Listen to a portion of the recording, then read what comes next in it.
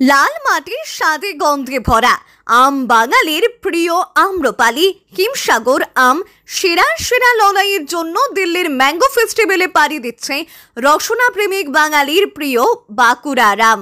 আম মানেই এখন আর শুধু মালদা বা মুর্শিদাবাদ নয়, সেই তালিকায় জায়গা দখল করে নিয়েছে বাঁকুড়ার লাল মাটির স্বাদে গন্ধে ভরা রসালো আম।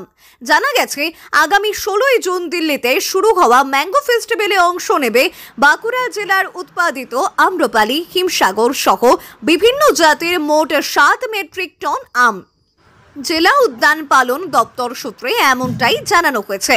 চলছে তারই শেষ মুহূর্তের প্রস্তুতি। প্রসঙ্গত, বিগত কয়েক বছর ধরে আমের বাজারে মালদহ ও মুর্শিদাবাদের একাধিপত্রে ভাগ বসিয়েছে বাঁকুড়ার জেলার আম্রপালি। সঙ্গে হিমসাগর, ফজলি, বেগুনফালি আমের সঙ্গে স্বাদে গন্ধে সমানে সমানে টক্কর দিচ্ছে বাঁকুড়ার আম্রপালি। কিন্তু চলতি মরশুমে আবহাওয়ার খামখেয়ালিপনায় আম উৎপাদনে যথেষ্ট ঘাটতি থাকলেও জেলা ও রাজ্যের চাহিদা মিটিয়ে ভিন রাজ্যের আম প্রেমিকদের রসনা তৃপ্তির উদ্যোগ নিয়েছে রাজ্য উদ্যান পালন দপ্তর। আর সেই দিল্লির ম্যাঙ্গো ফেস্টিভ্যালে সেরার সেরা স্থান ধরে রাখার চ্যালেঞ্জ তো আছেই। এইবারে আমাদের টোটাল 7 টন আম দিল্লিতে যাচ্ছে।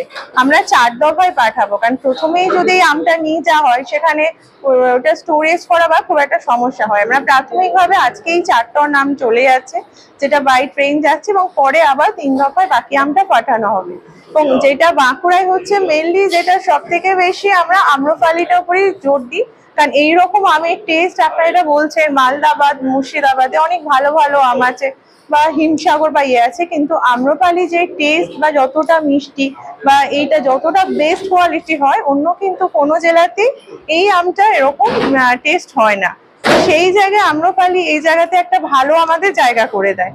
যে আর হচ্ছে শুধু আম্রপালি না, তার সাথে আমরা হিমসাগর, মল্লিকা এই দুটো ভ্যারাইটি বেশি যাচ্ছে, এবং তার সাথে কিছু এক্সোটিক ভ্যারাইটি, সেটা তো বললামই, যেমন কস্তুরি, মিয়াজাকি, থাইমন বা ব্ল্যাক স্টোন, এরকম অনেক ভ্যারাইটি যেটা কিছু কিছু চাষি চাষ করে।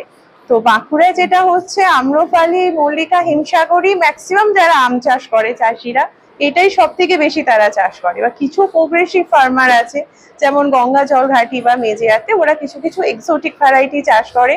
তো তাদের কাছ থেকে আমরা ওই আমগুলো ওরা শুধু ডিসপ্লে হিসাবে ওখানে নিয়ে যাওয়া হচ্ছে।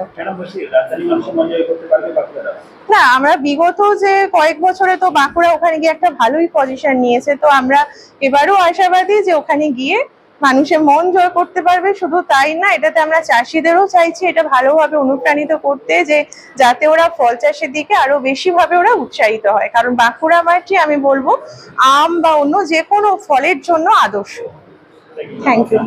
Bureau report, Gram Bangla.